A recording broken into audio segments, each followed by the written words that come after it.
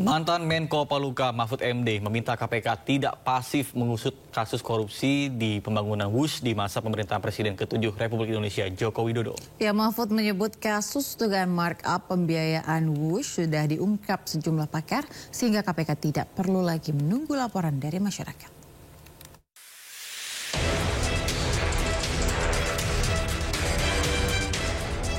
Mantan Menko Polhukam Mahfud MD menilai penanganan kasus dugaan markup biaya pembangunan kereta api cepat Jakarta-Bandung tidak perlu lagi menunggu laporan dari masyarakat ke Komisi Pemberantasan Korupsi.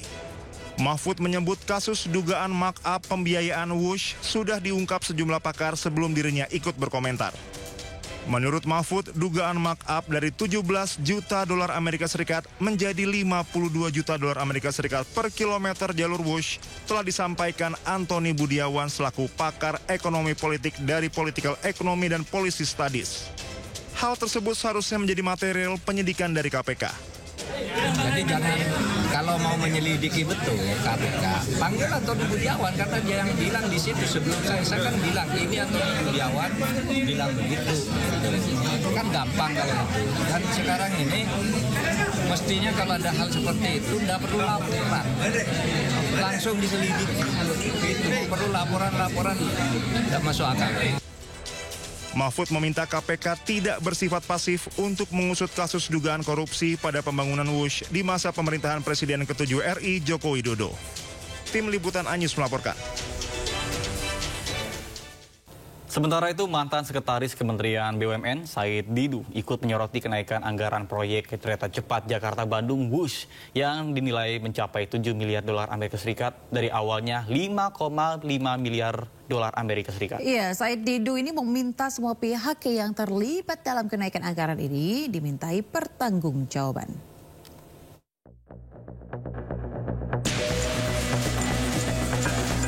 Pihak-pihak yang terlibat dalam proyek WUS telah melaporkan kerugian signifikan akibat proyek ini. Salah satunya PT Wijaya Karya atau Wika yang mencatat kerugian 607,45 miliar pada kuartal 1 tahun 2024 akibat proyek WUS. Mantan Sekretaris Kementerian BUMN Said Didu menyoroti kenaikan anggaran proyek kereta cepat WUS. Said Didu meminta agar semua pihak yang terlibat dalam kenaikan anggaran ini dimintai pertanggungjawaban.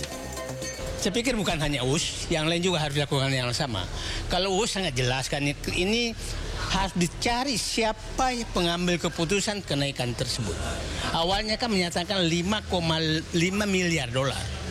Terus ujungnya naik 7,1 miliar dolar. Artinya 30% loh. Nah, semua orang yang terkait pengambilan kebijakan menaikkan itu harus diperiksa. Karena aturan menaikkan anggaran itu berarti kan ada yang mengambil keputusan. Nah, kita tahu kan yang pejabat-pejabat yang ditugaskan atau mengambil tugas tentang WUS kan satu, Rini Sumarno, Suwandi suaminya ya. Kemudian yang ditugaskan terus adalah Luhut Binsar Panjaitan. Yang ketiga adalah di direktur nah itu harus diperiksa semua siapa yang mengambil keputusan sehingga anggaran itu naik, sehingga bunganya harus tinggi. Dan ini pembelajaran bahwa siapapun mengambil keputusan yang merugikan rakyat, membebani rakyat, ini kan membebani rakyat, membebani negara, maka dia harus bertanggungjawabkan kan. Nah, itu. Seperti diketahui, anggaran proyek WUS awalnya diperkirakan mencapai 5,13 miliar dolar Amerika atau setara dengan 76 triliun rupiah. Namun biaya proyek ini mengalami pembengkakan hingga mencapai 7,2 miliar dolar Amerika atau sekitar 108 triliun. Dari Jakarta, Anissa Rizkia, Arstiawan, Sutrisno iNews melaporkan.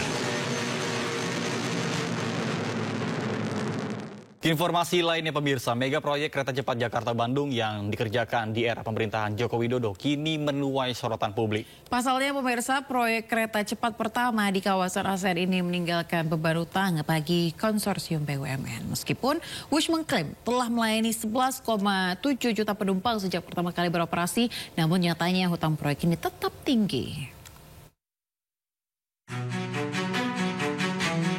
Kereta api cepat Jakarta-Bandung atau WUS kembali menjadi sorotan terkait hutang yang menumpuk. Hanya ramai saat liburan dan sepi pada hari biasa, utang Wush kini menjadi beban. Pasca beroperasi, proyek kereta cepat Wush menyisakan utang dengan nilai fantastis yaitu 116 triliun rupiah. Menteri Keuangan Purbaya Yudi Sadewa menegaskan BPI dan Antara seharusnya mampu membayar utang kereta cepat Wush. Begini, bukan utang yang nggak dibayar, kan pemerintah apa? Kalau dulu kan semuanya pemerintah yang tadinya begitu kan, tapi ketika dipisahkan dan seluruh dividen masuk ke Danantara, Danantara cukup mampu untuk membayar itu. Jadi bukan nggak dibayar utangnya, dibayar tapi Danantara, bukan APBN. PT Kereta Cepat Indonesia China atau KCIC buka suara terkait keengganan Menteri Keuangan Purbaya menutupi pembiayaan utang kereta cepat Jakarta-Bandung atau Wush. Korporat Sekretari PT KCIC mengatakan tetap percaya dukungan pemerintah dalam mencarikan jalan keluar menyelesaikan masalah utang Wush. Sehingga KCIC percaya bahwa skema-skema yang saat ini sedang dibicarakan, sedang didiskusikan nantinya akan menjadi solusi yang terbaik. Dan tentunya koordinasi juga terus dilakukan bersama kementerian terkait seperti Kemenko Infrawil, Kementerian Perhubungan dan sejumlah kementerian lainnya, serta bersama Danantara, BP BUMN dan juga para pemegang saham. Meskipun Wush mengklaim telah melayani 11,7 juta penumpang sejak pertama kali beroperasi, namun nyatanya hutang proyek yang 75%-nya dibiayai pinjaman China Development Bank ini tetap tinggi. Beban bunga tahunan proyek ini bahkan mencapai 1,9 triliun rupiah.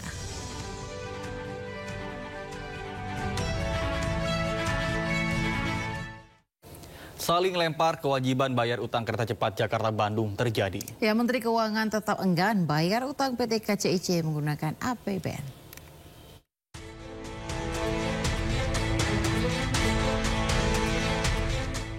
Pasca beroperasi, proyek kereta cepat Jakarta-Bandung menyisakan utang dengan nilai fantastis mencapai 116 triliun rupiah. Utang ratusan triliun itu tak hanya menjadi beban bagi konsorsium BUMN yang terlibat, namun juga membuat pemerintah pusing 7 keliling. Menteri Keuangan Purbaya Yudi Sadewa enggan membayar utang proyek kereta cepat menggunakan uang APBN. Menteri Koboi ini dengan tegas menilai kewajiban bayar utang harus diselesaikan oleh BPI dan Antara. Begini, bukan utang yang nggak dibayar, kan pemerintah apa? Kalau dulu kan semuanya pemerintah yang tadinya begitu kan, tapi ketika dipisahkan dan seluruh dividen masuk ke Danantara, Danantara cukup mampu untuk membayar itu. Jadi bukan nggak dibayar utangnya, dibayar tapi Danantara, bukan APBN. Sikap Menteri Keuangan membuat Danantara mau tak mau harus membayar utang PT KCIC. Tak hanya utang, pemerintah dan otoritas terkait juga harus mengusut dugaan markup pada proyek ini yang membuat beban utang membengkak dan merugikan negara. Dari Jakarta, Tim Liputan iNews melaporkan.